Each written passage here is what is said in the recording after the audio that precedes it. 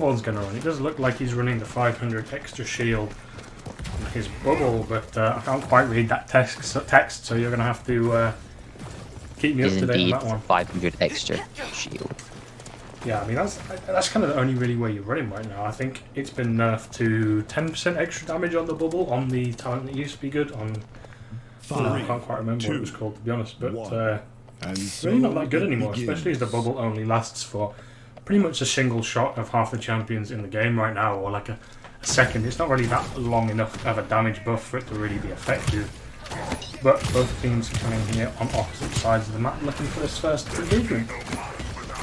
And Grover almost sent off the map immediately, but not going to manage to pick up that kill. And that Rom is not long for the world as soon as the big game Cassie dives on in.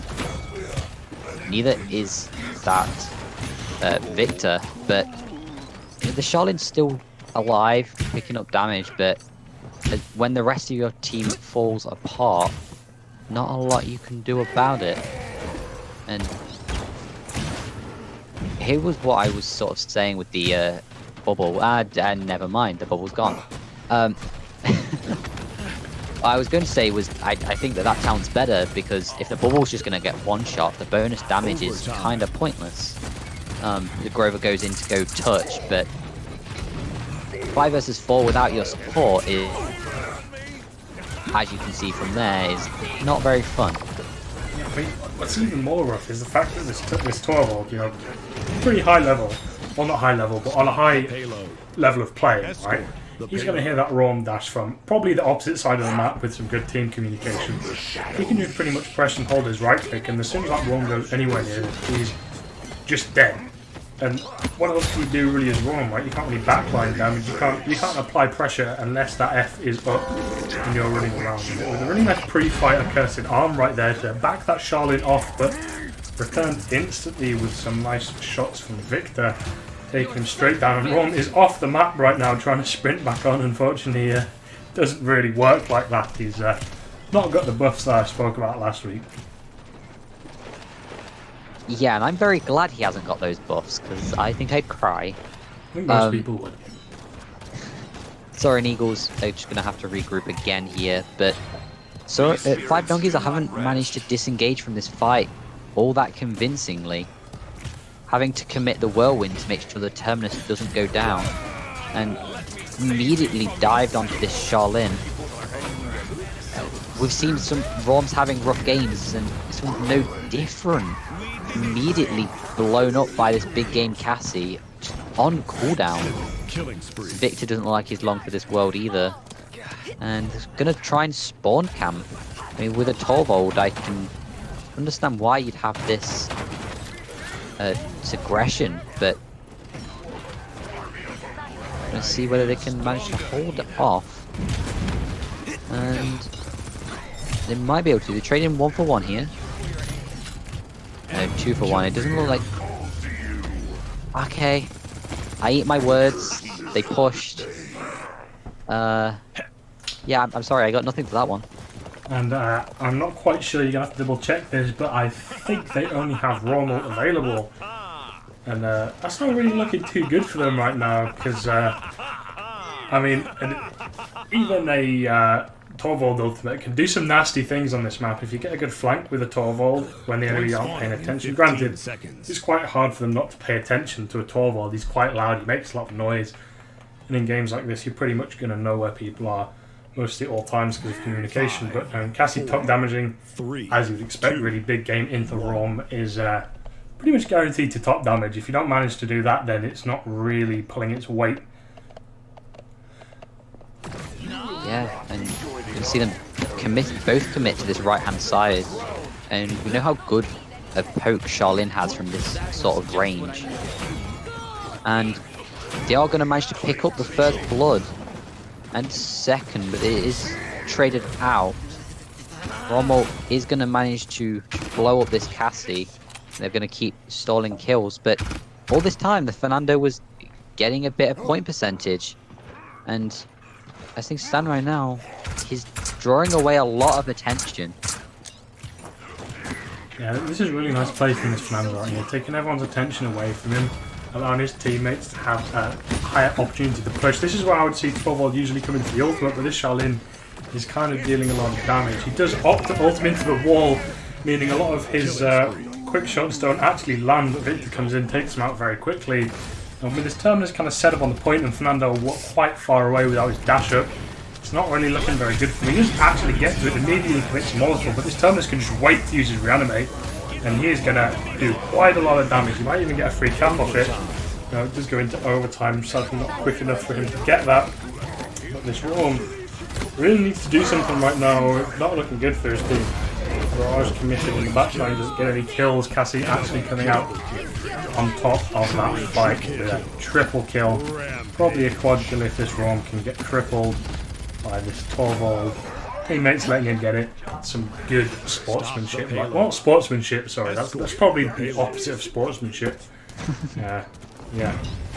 Nice quad from her. Yeah.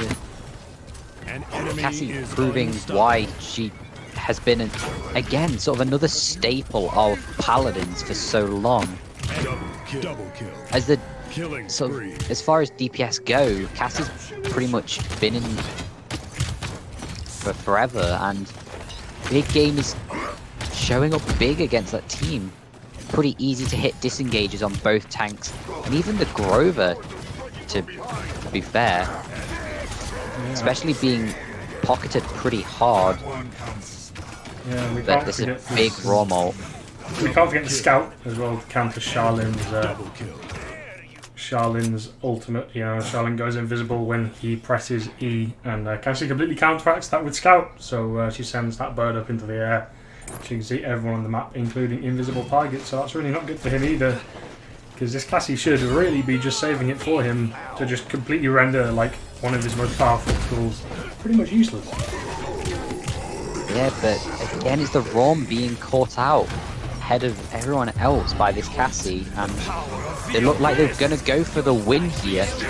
Imagine she's going to commit hard into this backline, and the Charlin tried to go pick up this Cassie, but couldn't quite do it. As Terminus looking to reanimate before he goes down, but can't quite get it. He died on like 95%. Gonna hope that the rest of his team can stall so we can come back up with that ultimate.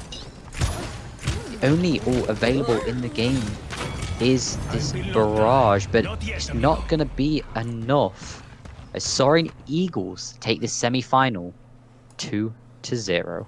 That was a very, very, very convincing set from Soaring Eagles right there. Luckily enough, for 5 donkeys, or commiserations to them, but they still have a second chance.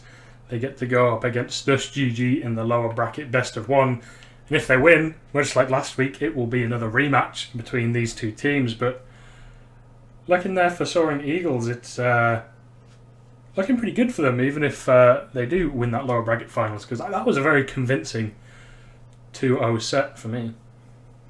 Both games 4-0. Yeah. Looks really solid. It's sort of... it just felt sort of very draft dependent for both games. Taking nothing away from Soaring Eagles, they played incredibly the entire set.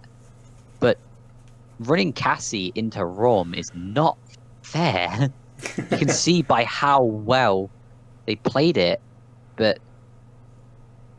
16, 6 and 8, 95k damage, or 40k damage higher than anyone else on the opposition team.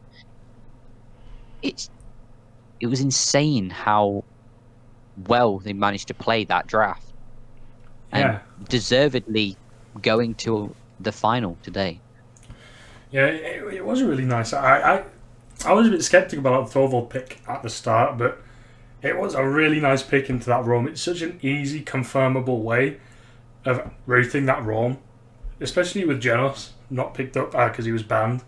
Like, it's just so easy. He's like probably the next easiest one outside of maybe Grover, but Grover was picked up by the opposition, so it's pretty easy to cripple a roam right there, and that's just roam. The only reason Rom's good, basically, is because of his dash, because he can create so much space for his team, but he just wasn't allowed to in that game. Big game Cassie, and the silence from Nullify really put a shutter on that one. And yeah, that was a very convincing 2-0 lead from them. But like we said, 5 donkeys do get to go into the lower finals and face off against Stush GG. Stush GG again making it to the lower bracket finals. They seem to be quite good at making it there, but